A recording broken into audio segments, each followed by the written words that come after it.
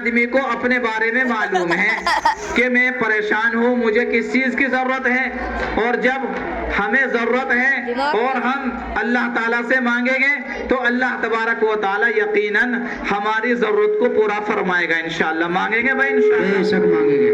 تو یہاں بھی دل میں آپ نیت رکھیں, آپ کی سب کی نیت ہے, آپ الحمدللہ اسی نیت سے اپنے گھر کو چھوڑ کر, بستر کو چھوڑ کر, آرام کو چھوڑ کر یہاں تشریف لائے ہیں, اور انشاءاللہ تشریف رکھیں گے, آخر تک جاگیں گے.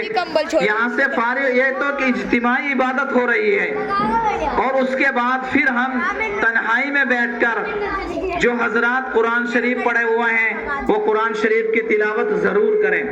قرآن شریف اللہ کی سب سے بڑی کتاب ہے, اور نقد انعام ہے کیا اللہ تعالیٰ کا, کہ جو آدمی ایک حرف پڑھتا ہے اللہ تعالیٰ ایک حرف پر 10 نیکی عطا فرماتا ہے. فرمایا الف لام میم, تو الف لام اور میم یہ 3 حرف ہیں, تو الف لام میم ہم نے پڑھ لیا تو 30 نیکیاں مل گئی.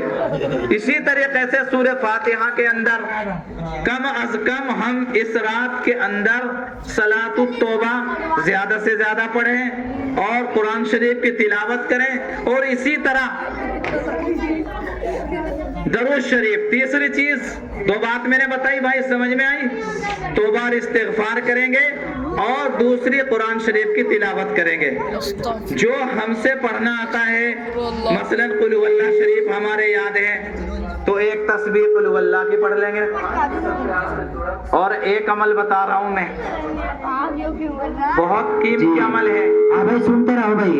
یہ میرے شیخ کی والدہ کا عمل ہے, میں نے بتایا میرے شیخ کی والدہ کا عمل ہے کہ پابندی کے ساتھ عشاء کے بعد آپ روزانہ ایک تسبیح قل هو اللہ کی پڑھیں. میری طرف سے سب کو اجازت ہے. جو حضرات, یہ تو سبھی کے یاد ہے, تو خاص طور سے ایک تسبیح روزانہ قل هو اللہ شریف کی پڑھیں, اور آج زیادہ سے زیادہ پڑھیں, اور اس کے ساتھ ساتھ آگے پیچھے 5 دفعہ درود شریف شروع میں, 5 دفعہ آخر میں. اور تیسرا عمل درود شریف ہے جی, صلاۃ التوبہ پڑھیں. صلاۃ التوبہ یعنی توبہ کی نماز, یہ سب سے اہم چیز ہے. اللہ کے نبی صلی اللہ تعالی علیہ وسلم روزانہ کئی ہزار مرتبہ استغفار پڑھتے تھے اور صلاۃ التوبہ پڑھتے تھے. آج ہم نے اللہ سے مانگنا چھوڑ دیا, اللہ کے سامنے رونا چھوڑ دیا, اس لیے یہ مسائل ہیں. اگر اللہ کے سامنے مانگیں گے انشاءاللہ تعالی, آج نہیں کل نہیں پرسوں ضرور ملے گا انشاءاللہ تعالی. اس لیے آج کی رات کے متعلق بات ہے کہ ہم یہاں سے فارغ ہونے کے بعد ہر آدمی کم سے کم جتنا بھی ہو سکتا ہے صلاۃ التوبہ پڑھیں, صلاۃ الحاجات پڑھیں. ان میں کوئی صورت متعین نہیں. بہت سارے کہتے ہیں کہ جی ان میں جو ہے اتنی وہ پڑھ لیں, نہیں.